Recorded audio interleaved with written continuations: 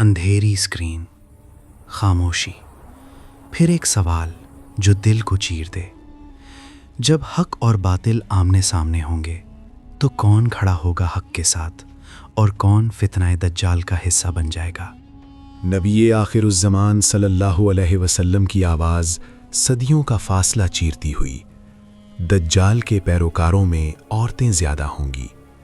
یہ الفاظ محض خبر نہیں، یہ ایک وارننگ ہے، ایک آئینہ جس میں ہر دور کی امت خود کو دیکھ سکتی ہے۔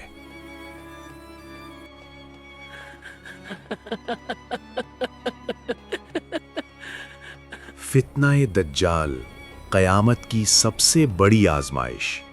یہ کوئی عام واقعہ نہیں، یہ ایمان، عقل اور بصیرت کا امتحان ہے۔ اسلامی تاریخ اور صحیح احادیث ہمیں بتاتی ہیں کہ دجال صرف طاقت سے نہیں آئے گا، بلکہ دھوکے، خوف اور خواہشات کے ذریعے دلوں کو جیتے گا۔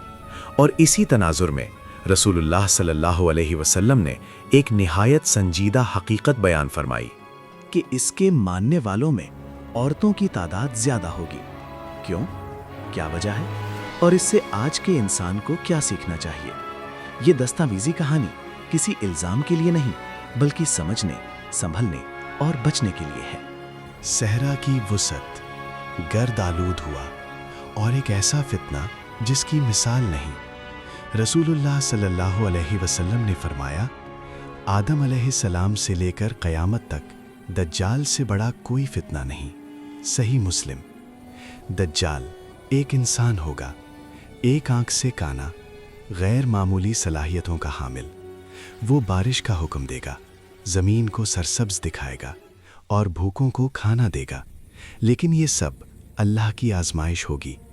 وہ خود کو رب کہے گا اور لوگ مان لیں گے۔ ایک اور حدیث، خاموش مگر گہری۔ رسول اللہ صلی اللہ علیہ وسلم فرماتے ہیں، میں نے دیکھا کہ دجال کے پیروکاروں میں عورتیں زیادہ ہوں گی۔ صحیح بخاری۔ یہ جملہ کسی کمزوری کی تحقیر نہیں، بلکہ انسانی نفسیات کی وضاحت ہے۔ اس دور میں عورتیں زیادہ تر گھروں میں ہوں گی۔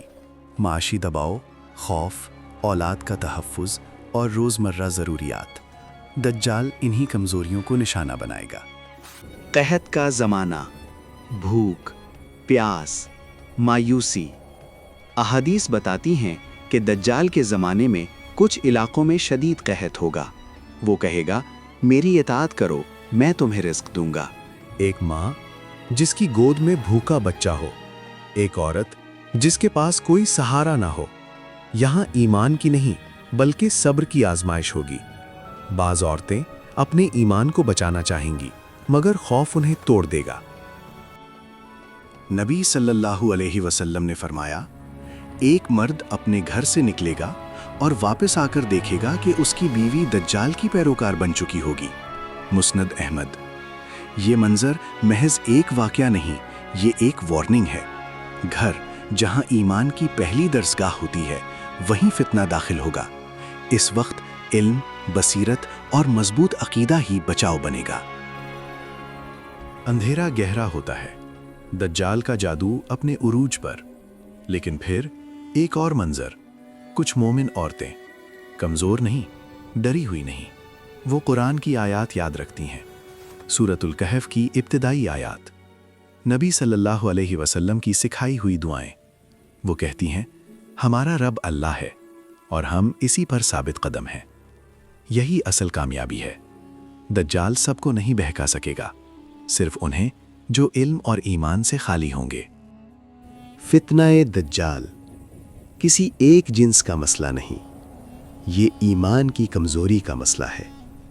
عورت ہو یا مرد، جو علم سے دور، قرآن سے غافل اور دنیا میں گم ہو، وہ فتنوں کا آسان شکار بن جاتا ہے۔ آج کے دور میں دجال ابھی نہیں آیا، مگر اس کے فتنوں کی جھلک موجود ہے۔ جھوٹ کو سچ دکھانا، خواہش کو حق بنانا اور دنیا کو سب کچھ بنا دینا۔ سبق واضح ہے، علم حاصل کرو، ایمان مضبوط کرو اور اللہ سے جڑے رہو، کیونکہ نجات صرف اسی کی ہے جو حق کو پہچان لے۔